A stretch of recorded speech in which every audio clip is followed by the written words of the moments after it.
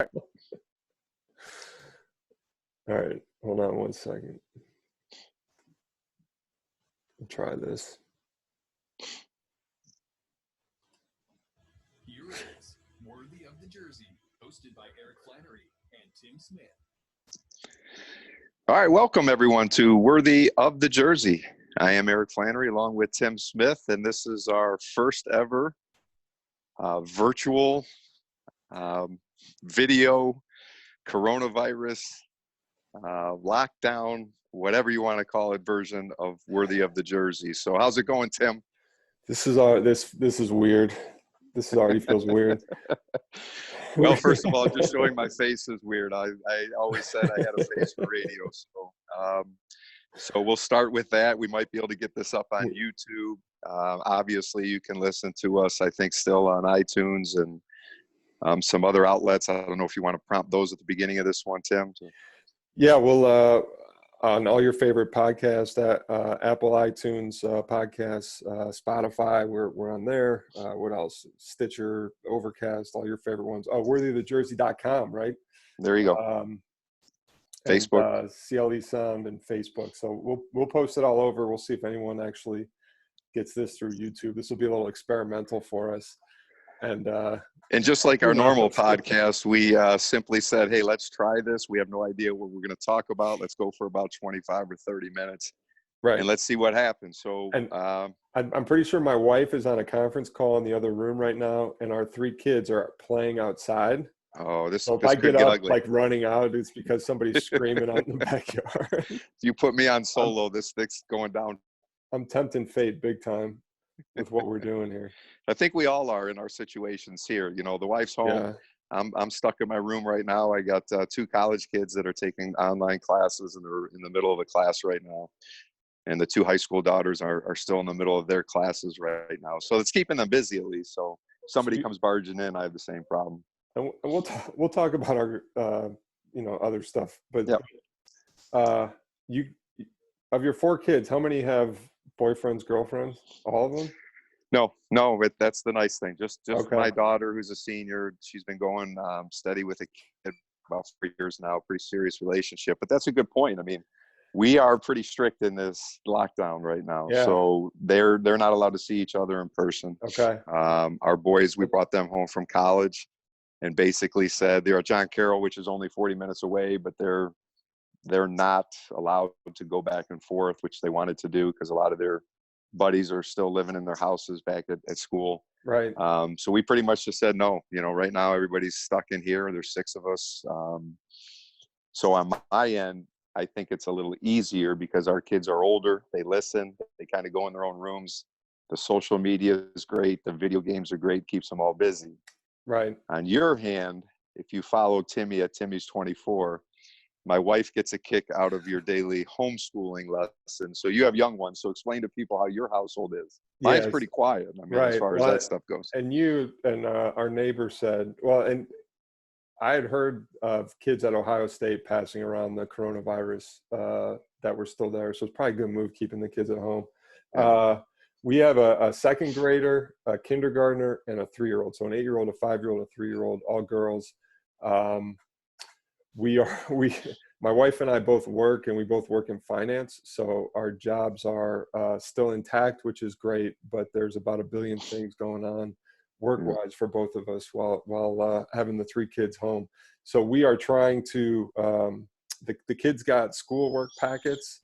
That's probably a couple hours, maybe 2 hours or so of work on a daily basis. And they need help half the time. And we've sort of found that our kindergartner is a lot better about sort of staying on task and trying to do a good job. Our 2nd grader, who's a great student, but like she just wants to get her work done, and she doesn't really care if it's right or not because she just wants to FaceTime all her friends. So we're battling getting them out of bed, getting teeth brushed by noon, not letting them stay in pajamas and watch iPads all day. It's tempting to just throw on Netflix or whatever.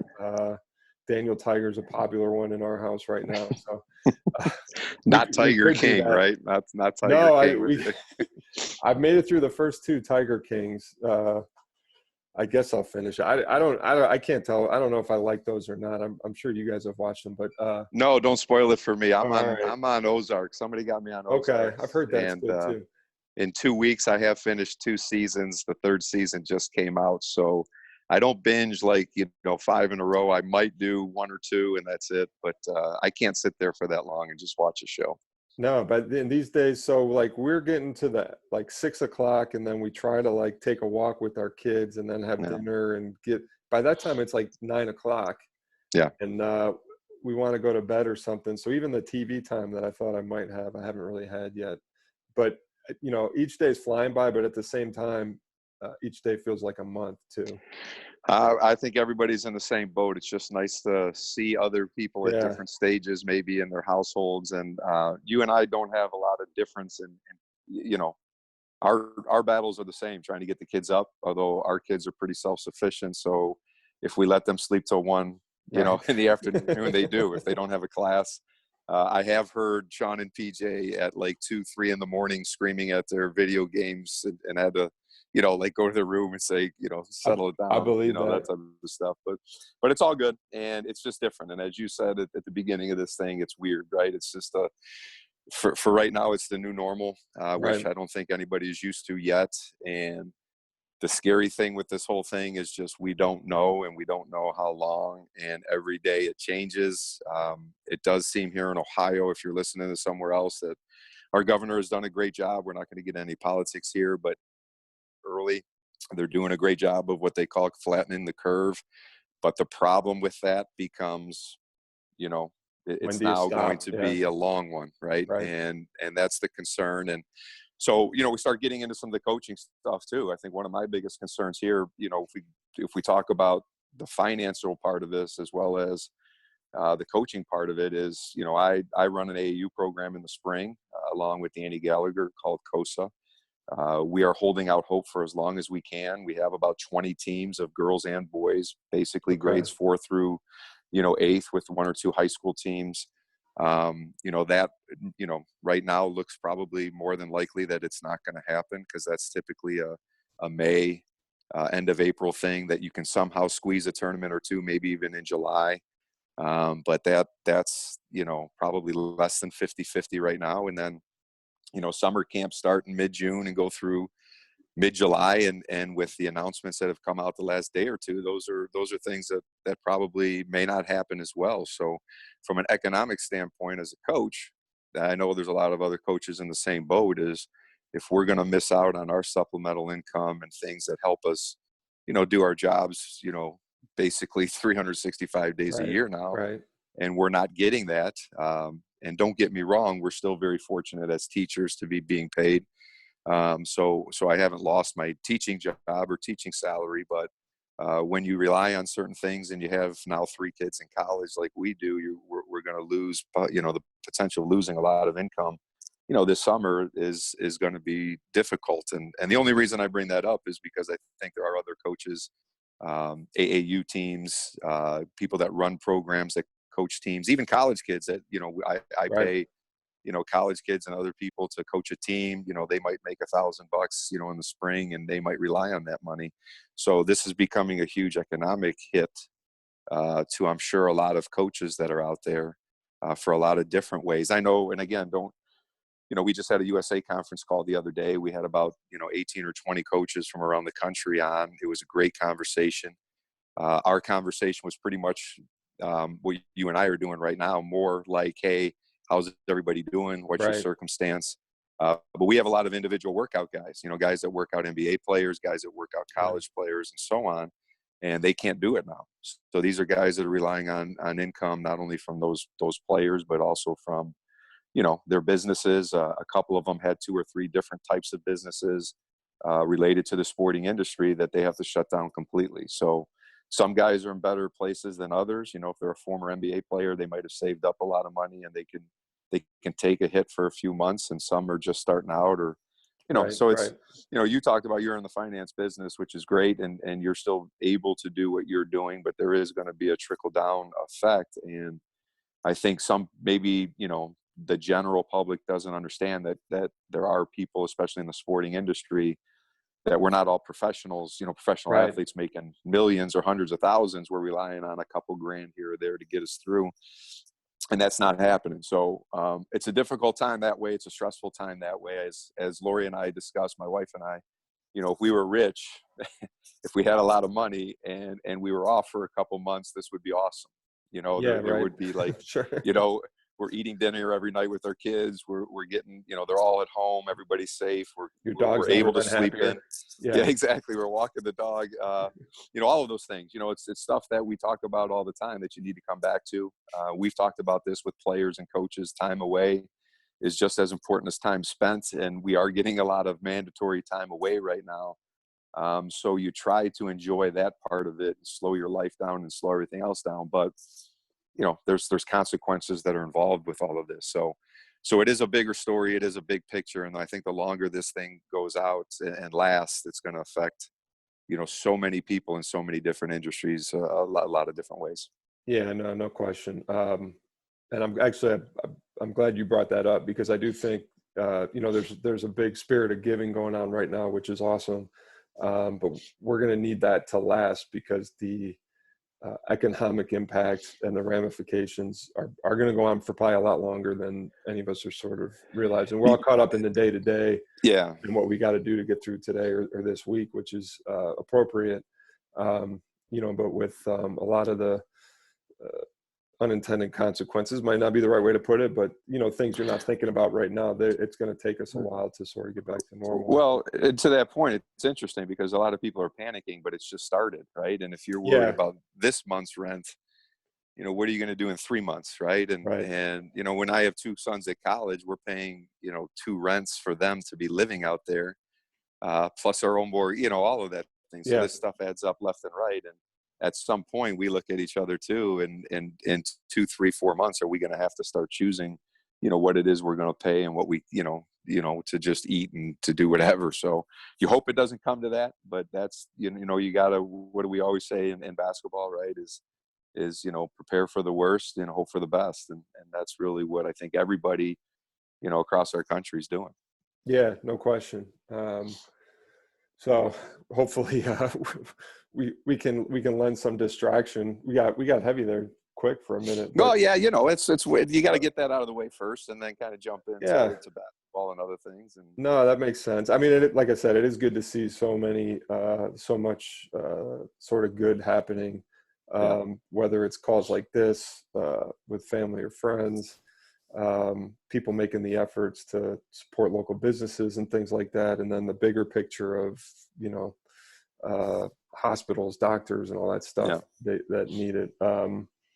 Like I said, hope that spirit continues. So since the last time we talked, which was our in-person social distancing episode, and we kind of knew it was coming. The tournament was officially canceled.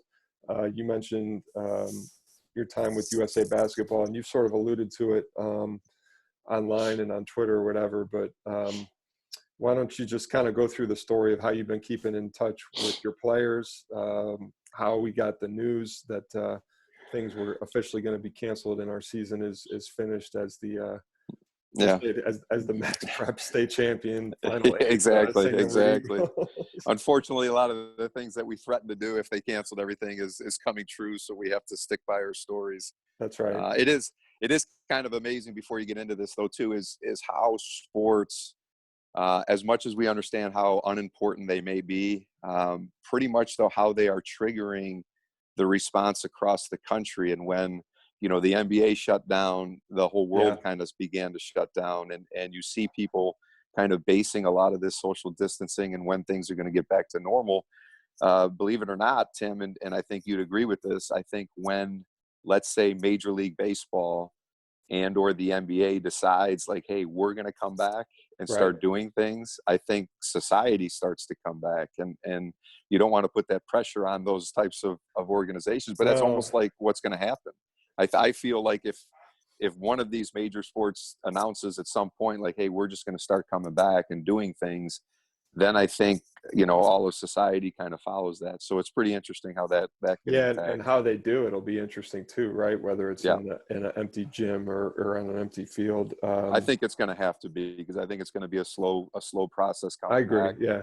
And I think, if you can limit the amount of people just to get games going and that type of stuff, I think people would be okay with that. And that's another great use of technology. Well, TV nobody's in cameras and that. Vegas, right? Like, can we Yeah, take the entire NBA and just put it at the MGM Grand and maybe. leave them Yeah. all there and use Yeah. the arena that's there and use the I'm ballrooms and sure all there's that stuff? ways that I'm sure they're probably looking into that. If they can make money off of it and keep people entertained, I'm sure they'll do it. I'll pay my league pass fee or whatever Right. to make that happen if the players are Right. willing to do it. But no, So I back to mean, our team. Yeah. well, and to your Yeah. point too, but we played our Sweet 16 game the night of that Rudy Gobert got tested positive, and that news came out shortly after we played. And I remember driving back from Akron, and when I saw that news, I got a pit in my stomach, because I knew I knew sort of in that moment that it was probably over for us, especially. And then when the NBA said we're suspending the season and all that stuff, it's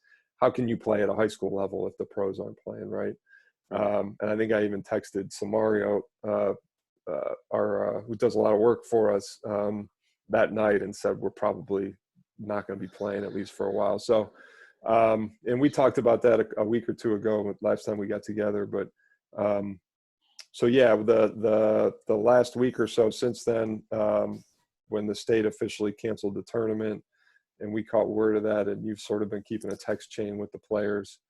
My daughter's walking in behind. Yeah, I saw the doors open in the back. But yeah, just to go back to that too, we played that Wednesday night, won the game, and then on Thursday, we had our team practiced in Toledo.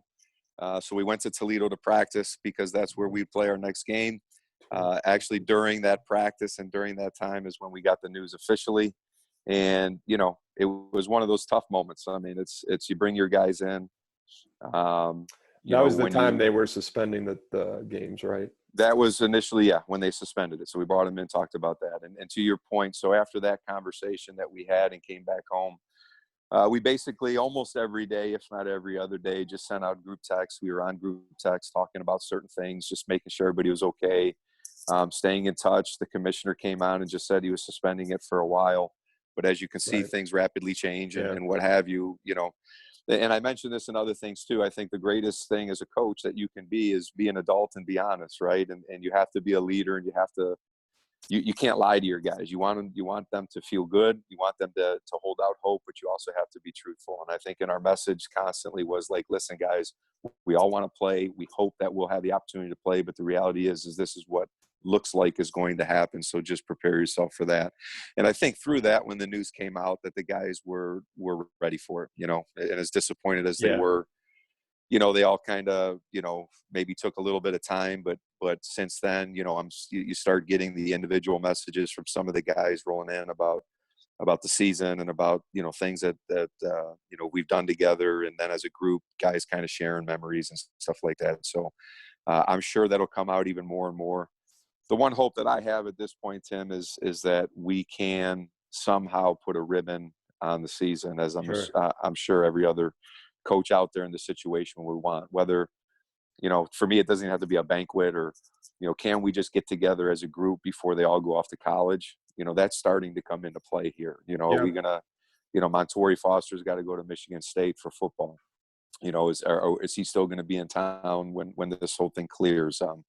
Before Devontae and Grant and all these other guys, we had 8 seniors before they go off to college. Are we going to be able to get together at least one more time just to talk about the season, hand out the awards, all of those things? And the kids deserve it. So we're just kind of at that point right now is, a little time away. Everybody's doing their own thing. Just keep up on each other, making sure that they're staying healthy, making sure that they're staying engaged in school. And, keep talking about life lessons and move on. So that's kind of where we're at right now in the state of Ohio here. As at this particular day, winter sports and tournaments have been canceled, but spring sports are still on a postponement. Right. However, that's looking, I would say, probably 98% chance that they're most likely going to get canceled coming up soon. So a lot of spring sport coaches are going to be dealing with the same thing that we've dealt with. Yeah, officially everything's shut down until May 1st Right. or April 3rd, the end of April. So at best it's if school could somehow get in May, but based on most things that you hear from public officials, that seems unlikely, I Yeah. think, at this Yeah. point.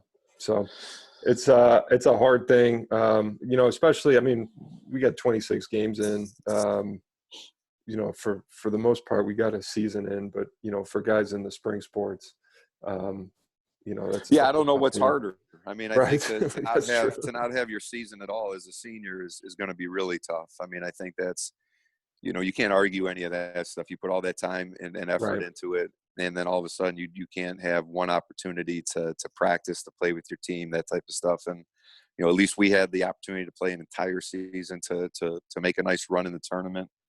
The disappointment for us, and to your point, we can claim with only 8 teams left in the state.